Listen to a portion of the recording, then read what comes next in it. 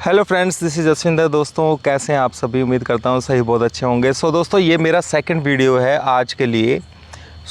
यहाँ पर जैसे कि मैंने अभी इंडेक्स के बारे में आप लोगों को बताया था कि मार्केट में इंडेक्स के अंदर किस तरीके से ट्रेडिंग करनी है। 19,000 का मैंने टारगेट दिया हुआ आप लोगों को। तो ये वीडियो दोस्तों स्पेशली स्टॉक्स के लिए, इन्वेस्टमेंट के लिए। बहुत सारे लोगों के दिमाग में ये रहता है कि सर हमें कुछ ऐसे स्टॉक्स दे दीजिए जिनको हम यहाँ पे बाय कर सकें। पर मैं दोस्तों हमेशा एक ही बात आप लोगों को बोलता हूँ कि भाई अभी मेरी बात को ध्यान से समझने की कोशिश करना। This is not right time to invest. Okay, तो यानी कि यहाँ पर अगर आप लोग इन्वेस्टमेंट करेंगे, ठीक है, स्टॉक्स के अंदर, तो आप फंस सकते हैं। इस चीज़ को आप समझ लेना। मैं खुद अपनी पोजीशंस आप लोगों के सामने डिस्क्लोज़ करना चाहूँगा। अदानी पोर्ट हमने 690 रुपीज़ में हमारा प्रीमियम चैनल के अंदर भी बाय दिया हुआ है, वहाँ पर हमने बाय किया था। ठीक है, अभी 800 के अराउंड इसका प्राइस चल रहा है और हमारा टारगेट 900 का इसका टारगेट है, 900 समथिंग कुछ का। बाइंग प्राइस क्या थी दोस्तों? 690। ठीक है, आप लोगों के सामने भी शायद मैंने बीच में डिस्क्लोज़ किया था। और बहुत सारे स्टॉक्स हैं हमारे, इवन रिलायंस तक के भी, जिसमें टारगेट्स हमारे हिट हो चुके हैं। यानी कि बोलें तो मैक्सिमम जो टारगेट्स हैं वो हमारे हिट हो चुके हैं। सिर्फ कुछ ही स्टॉक्स ऐसे हैं जिसमें से अदानी पोर्ट दोस्तों, इसके फंडामेंटल्स बहुत ज़्यादा अच्छे हैं। चाहे ये कितनी भी नेगेटिव न्यूज़ हों, आप देखेंगे कि मैं ये भी बोलूँगा कि अभी फ़िलहाल यहाँ पर बाय करने के लिए नहीं है। हमने कहाँ पे बाय किया है दोस्तों, मैं आपको बताऊँ, 690 पर बाय किया हुआ है। ठीक है, तो आप लोग अगर यहाँ पर बाय करेंगे तो आप फंस जाएंगे, क्योंकि ये रिस्क एंड रिवार्ड रेशो के हिसाब से ये जगह ठीक नहीं है बाय करने के लिए। पर किसी ने अगर नीचे से बाय किया हुआ है तो लॉन्ग टर्म में इसका टारगेट 900 का है। आप इस चीज़ को ध्यान में रखना। और नीचे अगर आए, अच्छा नीचे गिरावट दे, जैसे कि बाइंग लेवल मैंने बताया, तो आप लोग इस स्टॉक के अंदर ज़रूर इन्वेस्टमेंट कीजिए। कोई भी नेगेटिव न्यूज़ आती है आप इसमें इन्वेस्टमेंट कर सकते हैं। सेकेंडली दोस्तों, जो आपने एक सेक्टर देखा होगा, मैंने जितने भी स्टॉक्स आप लोगों को आज तक बताए हैं, ITC, SBI, पता नहीं क्या क्या, मारुति, सभी के ही लॉन्ग टर्म टारगेट्स जो है ना वो हिट हुए हैं। ठीक है, पर ये रियली में दोस्तों यहाँ पर बाय करने का ये जगह नहीं है। हम लोग किस तरीके से बाय करते हैं, हमने जो अभी पोजीशंस होल्ड की हुई हैं वो टोटली कैश में की हुई हैं। और कैश में भी क्या कि अगर वो पूरे पैसे से मतलब, यानी कि जैसे हमने अदानी पोर्ट का स्टॉक लिया, मान लीजिए 10 स्टॉक हमारी लेने की ताकत है एक बंदे की, तो 10 स्टॉक हमने लिया और उसको भूल गए हमें ये पता है कि भाई 900 का जब आएगा तो हमने इसमें एग्ज़िट करना है। ठीक है, इस तरीके की सोच है हमारी। तो आप इन्वेस्टमेंट कीजिएगा, पर हमारी इन्वेस्टमेंट का जो टाइमिंग था वो 690 का था। दूसरा, एक स्टॉक, और भी काफ़ी सारे स्टॉक्स हैं, पर मैं आप लोगों को ये रिकमेंड बिल्कुल नहीं कहूँगा, बिल्कुल मेरी तरफ से बिल्कुल ये नहीं होगी कि आप इस जगह के ऊपर दोस्तों, जहाँ पर मैं इंडेक्स के अंदर टोटली बियरिश हूँ, मैं रोज़ाना वीडियोस बना रहा हूँ कि मार्केट नीचे गिरेगा। आपको 19,000 का मैंने टारगेट दिया हुआ है, पर कुछ लोग ये सोचेंगे कि यार 19,000 टच करने के बाद ऊपर चला जाएगा, इस तरीके की सोच है। तो दोस्तों वो बाद की बात है। बाकी स्टॉक्स के लिए मैंने आप लोगों को बता दिया है। मैंने बताया कि डॉलर इंडेक्स है वो करेक्शन हो चुकी है उसकी पूरी, लगभग उसके अंदर उछाल आएगा। हमारे हिंदुस्तान के अंदर तो ये सारी चीज़ें अब शो हो रही हैं। मैं बहुत टाइम अभी ऊपर हाई लगा था, तभी मेरे को समझ में आ गया था कि मार्केट नीचे जा चुका है। कंफर्मेशन है बिल्कुल, यानी कि मार्केट को अभी करेक्शन देना है। ठीक है, तो आप लोग यहाँ पर अगर इन्वेस्टमेंट करेंगे तो आप फंस जाएंगे। मेरी बात को ध्यान से समझ लेना।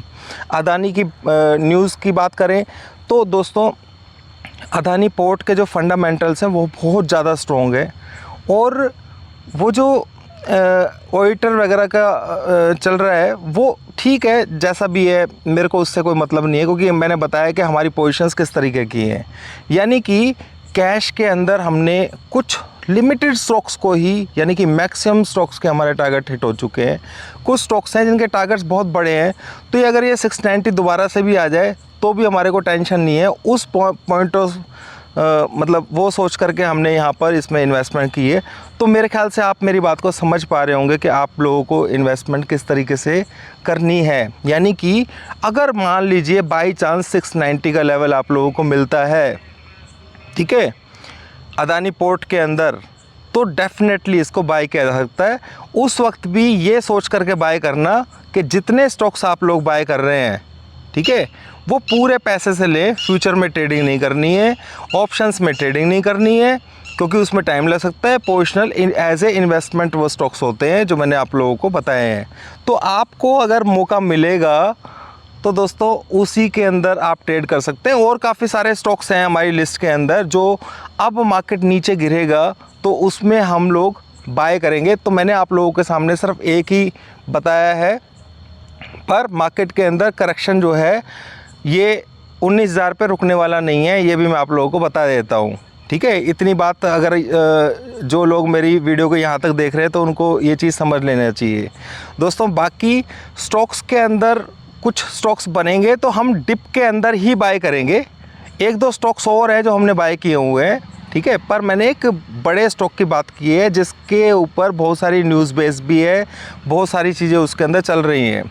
तो आप लोगों को सिंपल सी बात है दोस्तों, इस वक्त इन्वेस्टमेंट करने से दूर रहिए। मैं बता रहा हूँ कि मार्केट के अंदर करेक्शन थोड़ा बड़ा हो सकता है, इसलिए यहाँ पर ये राइट टाइम नहीं है। जिस तरीके से इन्फ्लेशन वगैरह अभी आ रहा है, अभी इंटरेस्ट रेट बढ़ने के चांसेस जो हैं, उसका ख़तरा जो है ना वो बढ़ता चला जाएगा। क्लियर? तो वो इनसे कंट्रोल नहीं होगा, तो इनको इंटरेस्ट रेट बढ़ाना पड़ेगा। इंटरेस्ट रेट बढ़ाने का डर ही इतना होता है कि मार्केट करेक्शन में आ जाएगी, ठीक है। और मेरे तो लेवल्स होते हैं, मैं तो ये इन्फ्लेशन वगैरह कुछ चीज़ें देखता भी नहीं हूँ। मुझे मालूम है कि भाई मार्केट के अंदर नीचे डिप आना है तो भाई मेरे लेवल्स के अंदर आना है, ठीक है। तो ये चीज़ आप समझ लीजिए। उम्मीद करता हूँ दोस्तों वीडियो समझ में आ गया होगा, आपके दिमाग में ये बात बैठ गई होगी कि इन्वेस्टमेंट करने का राइट टाइम नहीं है। जो स्टॉक मैंने बताया है अदानी पोर्ट, वो भी अगर आप बिल्कुल डिप में बाय करेंगे, 690 का जो मैंने लेवल बताया या उससे भी नीचे मिलता है, तो आपके लिए बहुत अच्छा होगा। उसका टारगेट 900 का है। बहुत सारे स्टॉक्स मैंने आपको 3-4 महीने पहले बताए थे, सभी के टारगेट्स हमारे हिट हुए हैं, ठीक है। तो लगभग सभी के हो चुके हैं, तो हम एग्ज़िट भी कर चुके हैं उसके अंदर से। तो मेरी इस बात को ध्यान से समझ लेना, ये राइट टाइम नहीं है इन्वेस्टमेंट करने का। मैं बहुत बार आप लोगों को ये चीज़ हिंट भी दे चुका हूँ, पर ये राइट टाइम नहीं है। चाहे यहाँ से मार्केट थोड़ा सा ऊपर क्यों ना चला जाए, ऐसा भी समझ लेना। इन्वेस्टमेंट कम से कम साल भर के लिए, 6 महीने के लिए कम से कम तो होती है ना। तो आप लोग अगर यहाँ पे इन्वेस्ट करेंगे, फिर 20% 30% किसी स्टॉक को करेक्शन करके देख लेंगे, तो आपको क्या लगेगा? आप घबरा जाएंगे। तो मैं ये बात बोल रहा हूँ, मेरे हिंट को समझ लीजिए। कम से कम स्टॉक्स के अंदर 20-20 25-25% की करेक्शन आएगी अभी, ठीक है। तो इतनी बात समझ लीजिए। तो अभी के लिए इतना ही दोस्तों, थैंक यू वेरी मच।